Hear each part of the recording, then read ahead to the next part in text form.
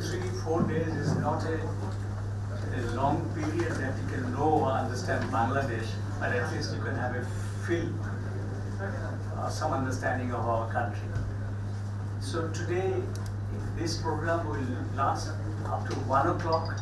Then we will lunch here. It is a formal, informal discussion, exchange of views, opinion, and accept the foreign friends, the senior journalists of Prodhamaro from different sections of the department, heads of the department, managing editor, associate editor, deputy editors, news editors, chief news editors, all are here. We have Bengali daily newspaper. It is 18 years. It's 4th November was the day. But every year we have some programs for a month or 2 months we continue. So today is the day, and we have a big program in the evening. Tomorrow we have a seminar, roundtable discussions with the senior editor, journalists, publishers of Dhaka and Bangladesh. In the evening there is a dinner also. So I thank you, and I request our foreign friends to introduce themselves one after another. And then Mahfuzana, my good friend, editor, Daily Star, maybe you know all of you about him, his newspaper, one of the largest English daily in Bangladesh. And he was publisher of Prodhamaro for 10 years. Still he's in our board. He's a good friend, and we are together. Thank you very much again. A warm welcome to this Prodhamaro 18th celebration. We are actually very, very honored that all of you have come. Those friends from the subcontinent, we always reach out to them and we expect them to respond, so gratitude to them. But those of you who have come from Europe and faraway places, to you our gratitude is even bigger, because it's not usual that it happens. Again, for our friends who are not from the subcontinent, this story of the girls playing football may not be very unusual to all of you. Women in your countries play football or sports, but this is truly a transformational story. A country or a society in which child marriage is very prevalent, where women's education is, again, in the forming stage, where lots of social hindrances are constantly there, and there is always this religion that hangs over the whole environment. For them to go out and play, now, it's really revolutionary. Women running around and playing in games, which is a fundamental basic right, doesn't exist in many instances. So it is a transformational story, and Prodhamaro has done a magnificent job in this area, and it is like a symbol to other young girls who come. Recently there was a story in the National Geographic magazine about a surfing team of young girls in our beach resort of Cox's Bazar. They are introducing surfing for the first time. So maybe they are not that great story to you, but they are transformational stories here. Now, without sort of wasting any more time, we have an hour and a half, and we would really like to hear from our friends, both from our neighboring countries and from abroad, about the situation of journalism. We are passionate about this profession. We are very proud to be a member of this profession, and yet, there are, I think, issues that we need to sort of exchange our views on. We truly believe that journalism is an international profession.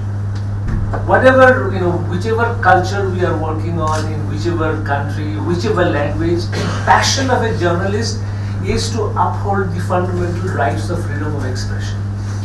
The aim of journalism is to really establish a society, free of oppression, where rights are respected, the disadvantaged have a voice.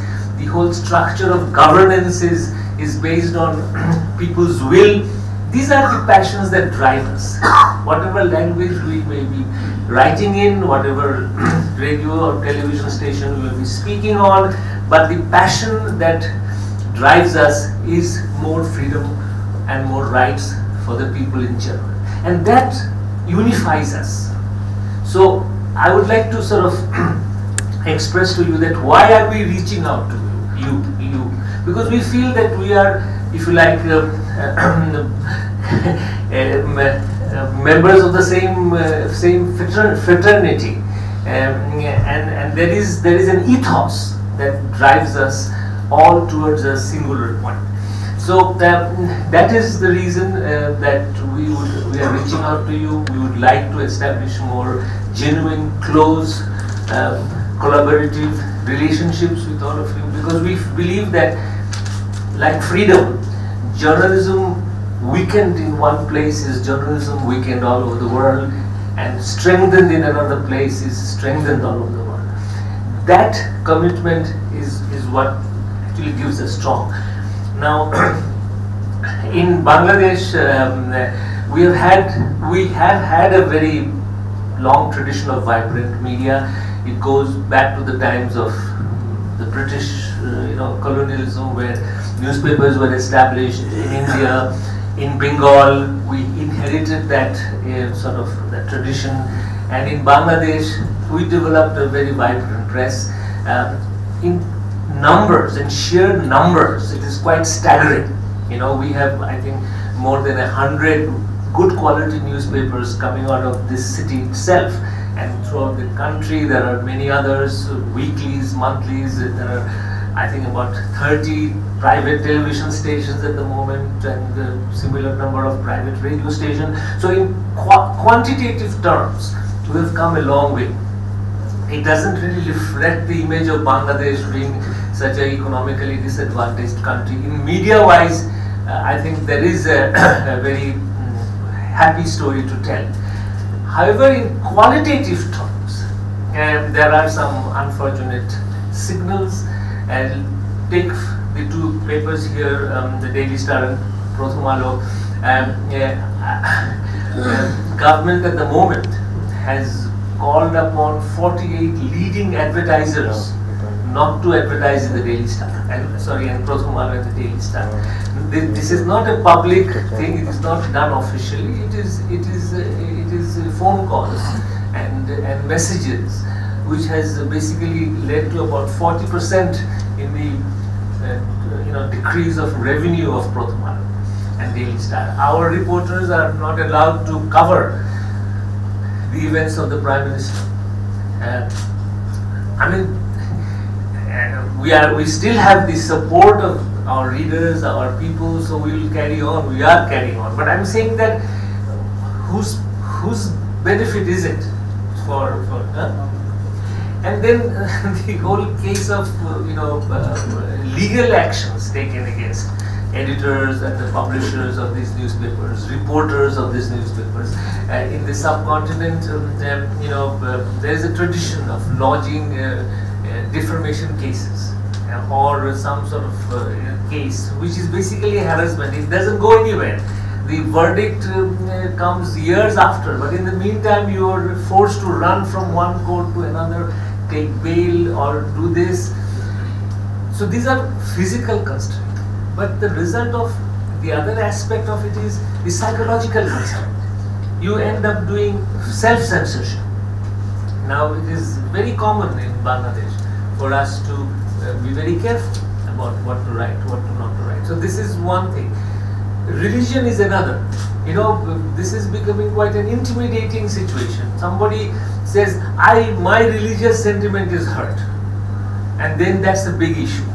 And then, of course, the other thing is that one religious group using another religious group's activity to create some sort of a chaos. Recently, it happened in Bangladesh that a minority community person, this is the term we use for Hindus in Bangladesh and for Muslims in India. So somebody quite falsely accused, a member of the Hindu community of denigrating something Islamic, and without any, verification of it, suddenly, a lot of harms were done to the other community. Now, so this becomes another constraining factor. So challenges are many. I don't want to take any more time, but the solidarity is a must. solidarity with the freedom, with the media of all over the world. I would like to sort of begin the discussion by inviting the chairperson of IPI, which is a global body looking at the freedom aspects and other things, and then open it up. Anybody who feels free, please come in. From Bangladesh side, we would like to speak as least as possible. We would like to hear our foreign friends first, and we really don't have that much time. Thank you, sir. Almost a dozen of our colleagues were arrested by the government. I believe it's 2 Mondays ago now, talking to journalists there and advocating for their immediate release. Unfortunately, that has not happened, and we continue not only to monitor the situation, but advocate for their release. About a month or so before that, I was in Zambia, where the government had shut down the opposition daily on the eve of the election. So, and doing the same thing. In fact, one of the strengthening things on many of these trips is meeting with journalists. In the case of Zambia, after their newspaper was shut down, they started, in effect, doing their jobs from outside the newspaper on the curb. They set up desks and computers, and it was the mobile newsroom that was outside the paper, and there was a lot of solidarity from people in Zambia who would come by, honk their horns, and whenever the paper was published in the mornings, there were long lines of people coming to purchase it. So despite what the government was doing, I think that the community in Zambia was sending a strong message of solidarity with the journalists, and also telling the government that freedom of the press and freedom of expression is very important to them. So I commend what you're doing here in Bangladesh. We've been following the situation here for quite some time. We have IPI has written a few statements, has communicated with the government and others, so that we can stand with you in terms of working to protect freedom of the press and freedom of expression here in Bangladesh. We're seeing in the U.S. there are some signs that going forward that might be very worrying coming out of the elections, as all of you know, that we recently had, and we'll continue to monitor that and make sure that even in this bastion of democracy, we have to continue to be vigilant, and in that we'll be counting on all of your support to make sure that happens. So on behalf of IPI, there are some good signals that we're seeing around the world, but also there are some things that continue to worry us, and I think that we need to continue to stand together. It's at IPI, we've been doing this work for 67 years, and you would think that we're tired, but in fact we're not. In fact, we're almost like just getting started, and we're going to continue to work hard, because we think that in any society, freedom of the press and freedom of expression are critically important if the public, so that the public can know what's happening, and there's so much energy on the other side to prevent sunlight, as we say in the U.S., and we're determined to make sure that more and more information is out there for the public and for everyone to consume. So thank you, and looking forward to further discussion. Facing all journalists in Bangladesh, you can be assured of the solidarity that you seek. But my question to you is, what in practical terms do you believe the international journalistic community can do to support you in addressing the challenges ahead? What can you do? I think let's keep it, sort of a general discussion, because we really didn't want to turn it. What is happening in Bangladesh? In India, the very recent incident is this banning of NDTV, that is Hindi, that is channel for one day, though it has been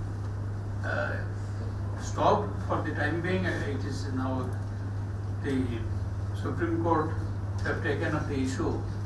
But that also happened because last year there was an incident at Pathankot, that is the Air Force base. So NDTV, they telecasted what happened there. So for taking excuse this, that they divulge the security arrangements, the government have done this thing. So this is one incident. And regarding my newspaper, when I am the editor, so in between 1988 and 92, so we had to experience that is very heinous attack from the authorities. So there are as many as 500 cases of physical attack, and actually not only that, the ruling, that is regime, they used to, that is, use goons to take away the newspapers, burn them, and also physically attack our journalists. So we had to go to the Press Council of India. So the then chairman, Justice R.S. Sarkaria, he said that this is the most unique case and longest case. So that is happening there.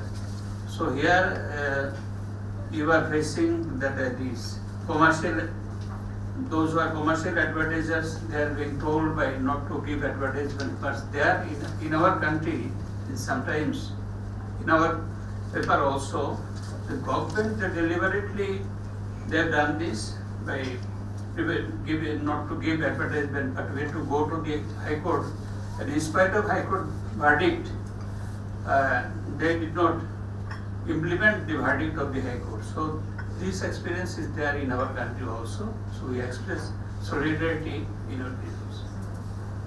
I don't, This being a time, opportunity for introspection by the media, that's certainly very topical, an issue that's being discussed just about everywhere after the US elections. What did we get wrong, what did we not see? I'll get back to that, but first I'll give a view from a very different perspective, from the perspective of Northern Europe. And I'll start with an example, but then I'll put that into context. The organization Reporters Without Frontiers has made for several years, has conducted a media freedom survey. My country, Finland, has come out #1 7 years running. I don't know exactly why we score slightly higher than Norway or the Netherlands, but it has happened, and so yes, what should we think about that? We certainly should not take it for granted. It gives us no entitlement to anything, but we should take it very seriously, because if we, very much applies here, if you don't use it, you lose it. What we're facing now behind that first position are some very grim realities. They're not, I'm not going to start competing with who's more grim, but we are facing realities. We are in a Europe where we have somehow got it all wrong. We're in a Europe where Russia conducts or directs military activities in Ukraine, where the British vote for Brexit and the Americans select Donald Trump president. And somehow, like children, I've used the example when I spoke with Margaret yesterday, all these children have these coloring books where draw by numbers. You draw the lines between the numbers and eventually you have a cat or something. Now we're drawing by numbers and we don't know what's emerging. But it certainly is not what we saw previously, and that is our huge challenge today, meeting the reality. And then at the same time, I think the great danger here for the media everywhere is that we go into hindsight mode and we start to think of what did we do wrong, and we basically say that it's our fault that the Brits will be leaving and that Trump was chosen and that the Russians are not behaving. I think what we have to do very much is look forward and keep in mind what are the things we are driving, what is the information we need, what do our readers need, and we do need the analysis and the hindsight, but we need foresight. As for, again, returning to this opposition of being number one in this Reporters Without Frontiers, I think, although you said you don't want to be the crybaby, but I do want to give you some credit, because our journalists have to be very aware that none of this should be taken for granted. They should not bask in the happiness of being number one. At the same time, they do not face the challenges that many of your journalists do. And I think one of the things we have to do is keep that picture visible in our media, not just write about our world, but to write about the world, including the media of the world. Thank you. Thank you. May I request to face pressure from commerce, and I think it's really important how we emerge out of this. Having said that, I think the situation in India, and I suspect the same is true for a large set of countries who've had a similar history and emerged out of colonialism in the 40s and the 50s, is that one of the problems that we have is we have a set of laws, colonial era laws, which the courts have not either read down or the legislatures have not scrapped, and that become an instrument of harassment at the hands of the state. I mean, I don't want to run through, it's a long list. You mentioned defamation. It pretty much works the same way in India. We have criminal defamation. We don't have a great law of torts, so unlike Britain, where you can sue somebody and get a whole lot of money, and that has a different kind of chilling effect. You have the law of contempt, which is badly drafted, hasn't been changed. You have, in fact, ironically, it doesn't get a lot of press, but you have a lot of privileges, so you can actually commit contempt of assembly, and the speaker and the assembly actually has sky-high powers. They can, effectively say, put you away. They don't use it. Now these, sometimes, I mean, there are other laws as well, sedition, there are laws governing the IT sector and so on. But as an editor, I mean, of this newspaper, I was an editor of another newspaper for this for 3 years, business newspaper, didn't face many cases. But I just been in this job for about 4 months, and I find myself quite astonished about the amount of time I just spend completely wastefully trying to deal with some case or the other that emerges. I mean, yesterday I was in Singapore airport, and I had this panic call from a colleague of mine saying, a case has just come up from 12 years back. What are we going to do about it? Take a decision now, because somebody might get arrested somewhere. So this is just completely wasteful. I mean, the process is the punishment in a way that comes out. So I think what we need to do, probably in a sort of unified sense, is to address these issues and try to change the law. And I think not enough thought is going into that aspect of it. The second aspect of it is something that we have to live with, and something I feel in my country, at least, and I think I've made this point at some forum where Raj has been there before, is that the freedom of press argument in a country like mine manifests itself as a sort of in a cozy